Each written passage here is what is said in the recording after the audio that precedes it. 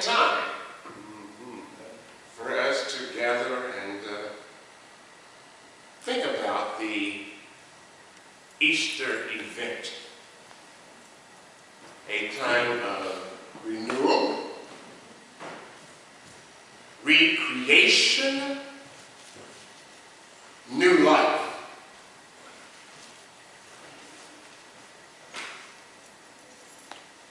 This is always a very special time of the year for me, because in many ways I really do love to try to go back to that week, Passion Week, and to try to understand the life of Jesus. And I feel that too often we separate Easter from what's gone before Easter. The pain, the abandonment, the forsakenness, the cruelty of life that resulted in the death of Jesus on the cross, the real execution of this prophet from Nazareth. And it is important for us to understand that.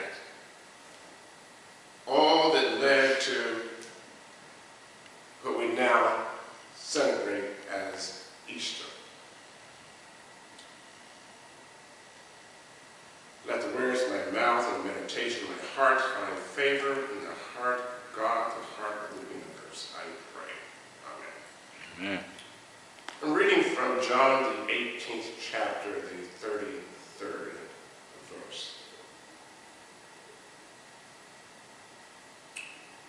So Pilate went back inside the praetorium and called Jesus, saying, "Then you are the king of the Jews."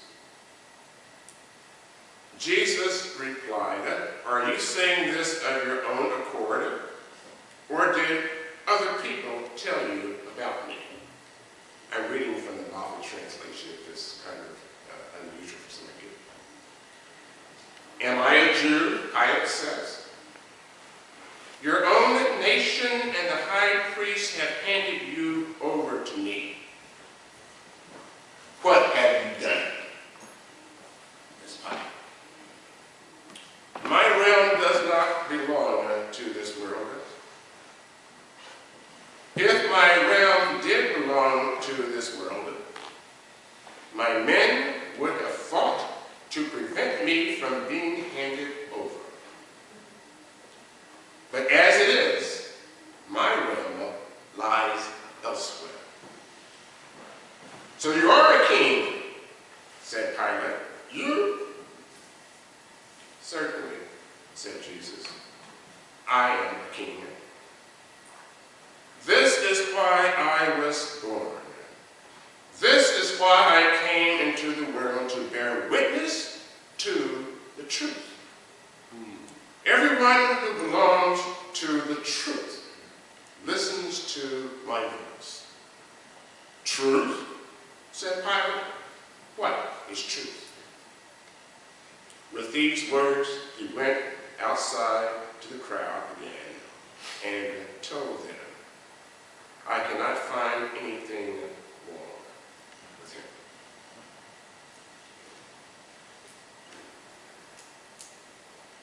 This is from the Gospel of John. And it is very likely that the scene of Jesus before Pontius Pilate is not historical.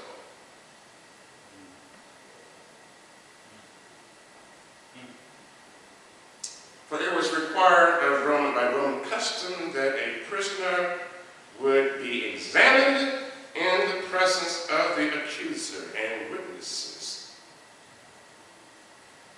In addition, we find this account very different from the account in the Synoptic Gospels, Matthew, Mark, and Luke, the earlier Gospels.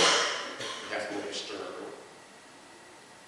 But that is not the purpose of John. John is writing to increase the faith among the people. And actually, if we read the Bible itself, it is a religious document. And it has to be seen from that point of view. It is trying to increase the faith of the community, to give them the strength to do what they must do as followers of Jesus. It is a faith document, not necessarily historical in everything that is in it. After all, truth is more important than fact.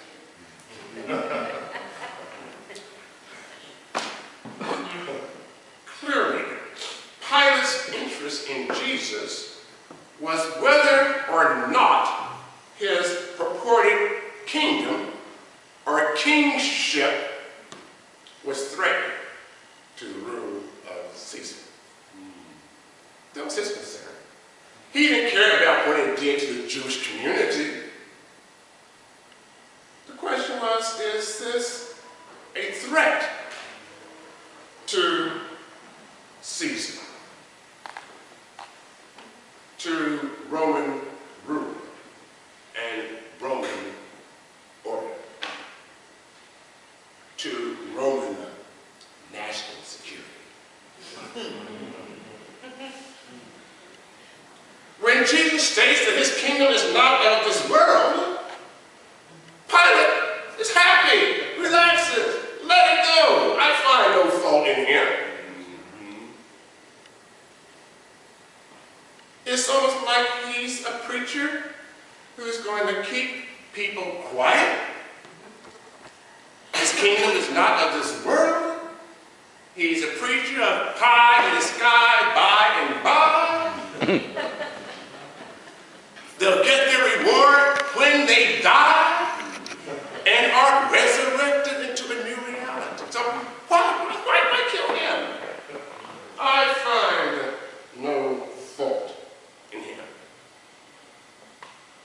This is 2,000 years before Marx and the religion being the opiate of the people understanding.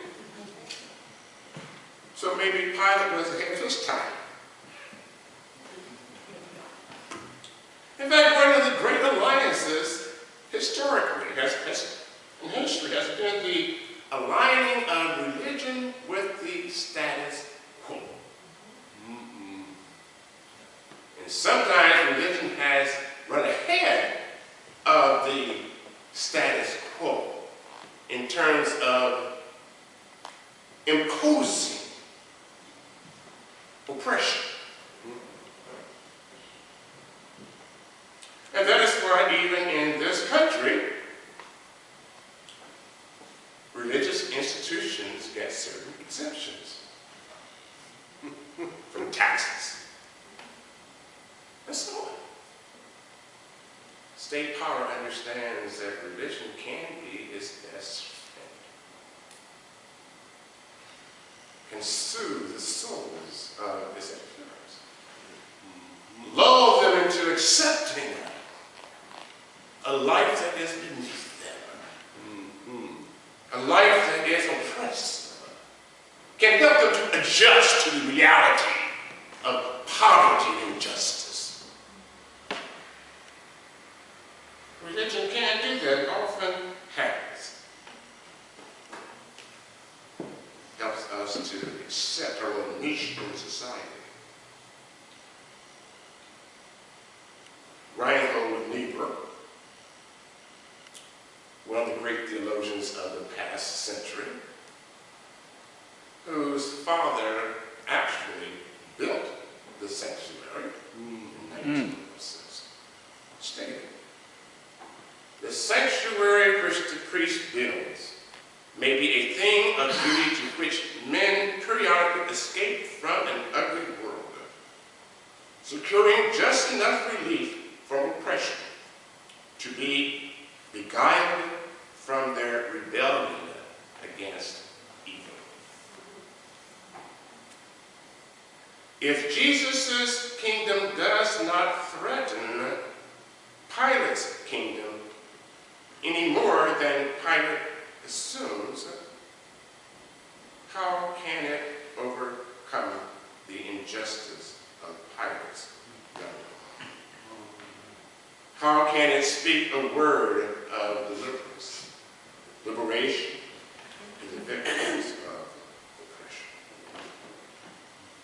Now let us look more clearly into what Jesus was saying, because I think Pilate was not really listening.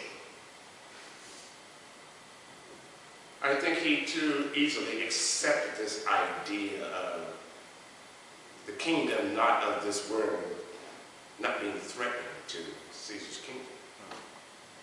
Jesus said, "This is why I was born. This is why I came into the world, to bear witness to the truth.